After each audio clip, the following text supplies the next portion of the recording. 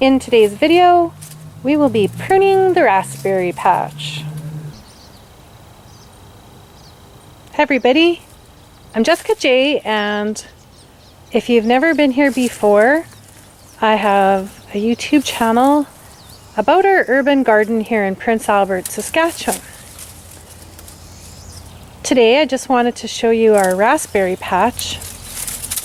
And raspberries are what I call a biannual plant. Now, my husband and I are not necessarily gardening experts or anything like that.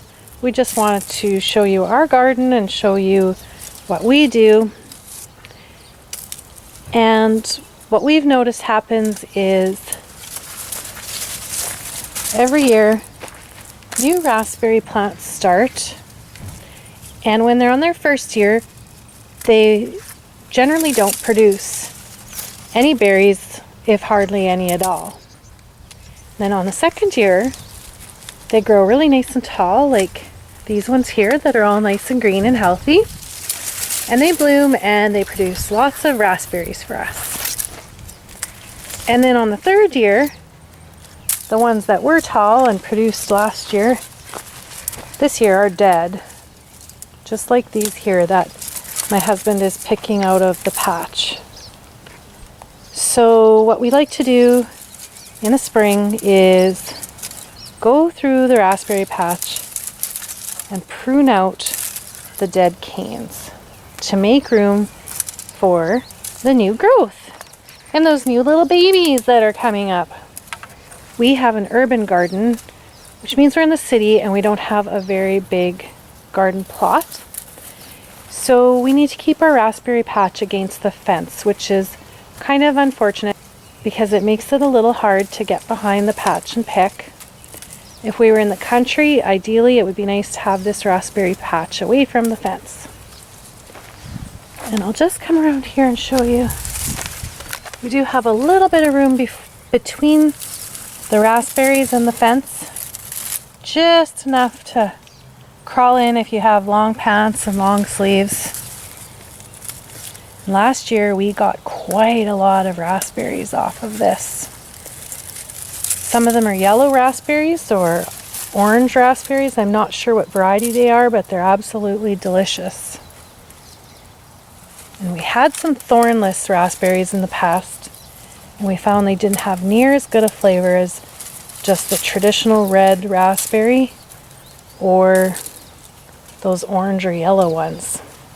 So if you know anyone with some orange or yellow ones and you can get some babies, I would say go for it. Once this raspberry patch produces in the fall, or maybe it'll be July or August actually, I'll come back out and make another video to show you. So a raspberry patch is a bit of maintenance, but we feel it's well worth it. And I don't know if there's anything as delicious that comes out of our garden as these amazing raspberries.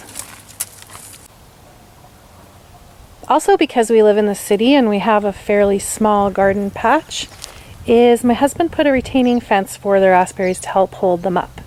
Otherwise they tend to just sort of flop over and maybe land on some of the other things that we like to plant here, like perhaps some pepper plants we're going to put in this year. So the fence is just there to help support them.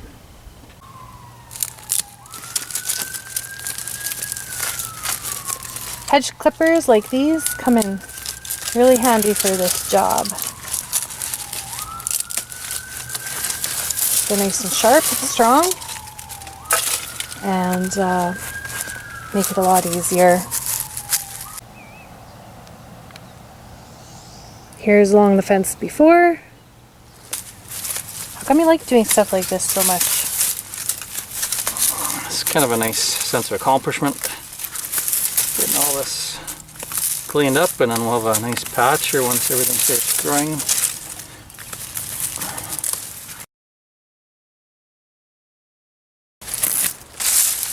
Oh well.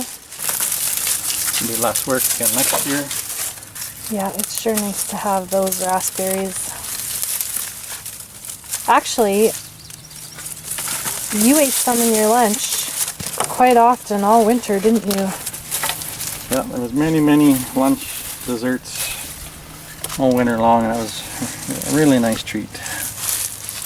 You used to put them in your yogurt.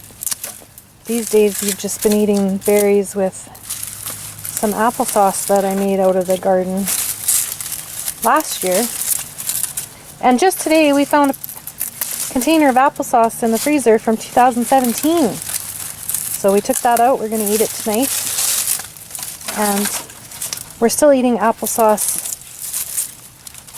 from 2018, and I think you have some in your lunch almost every day, don't you? Pretty much, yeah. It's kind of nice. And then raspberries in your lunch probably once a week. Yeah, at least that. And we have Saskatchewan berries and blueberries. We put them all up in our freezer. So it was surprising how many raspberries we get off such a small patch as this.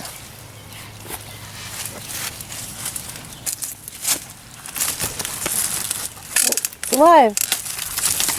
Just kidding. Aren't you getting poked? Not too bad, I'm just being careful. Those thornless ones were a bit nicer to work with, but they sure didn't have as good a flavor. Today is May 26th. It's evening. It's nice and sunny. We had 6/10 of rain on Friday night, so we haven't been able to finish planting the garden. So we thought we'd get out here and pick these raspberry canes. I'm surprised we don't have more weeds under here. It's kind of nice. Yeah, a little bit of grass here, but We have quack grass, that's a problem, but we just leave it and try and control it from going into the rest of the garden as best we can. It's impossible to get quack grass out of something like a raspberry patch, I think. So it's been about 15 minutes and my husband has taken a substantial amount of canes out of the raspberry patch. They're still flying out back there. But this is going to improve the patch quite a lot. It's going to make room for the sun to get to the raspberries. And it'll make it a lot easier for us to pick later this summer.